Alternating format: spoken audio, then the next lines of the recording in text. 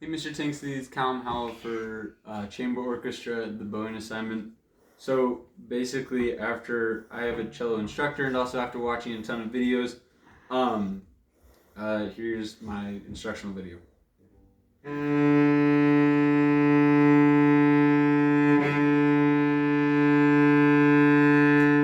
So basically, what I found is that, especially with the cellos and the bassist, when you're playing and you're using your bow, it is important where you like how you're using your wrist and the fact that you don't have your arm just like stiff.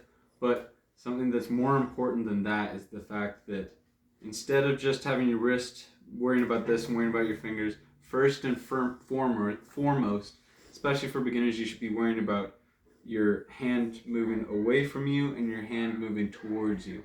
Now you don't want to over exaggerate it or else it'll ruin the sound of the string across or the bow across the string.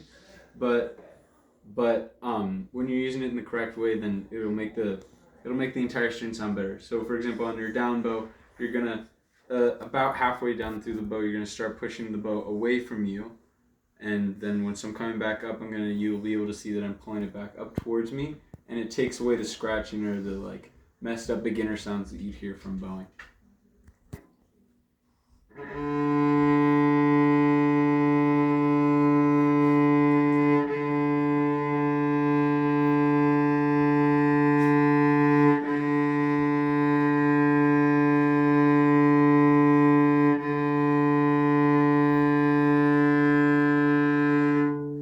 And then finally, one more thing about your bowing: you want to keep it consistent and you want to keep the same amount of pressure. So for example, in a song that's obviously more legato, in a piece that you want to be louder, you're going to be having a harder amount of pressure on the bow, but the same consistency. And you want to look and plan out the music beforehand.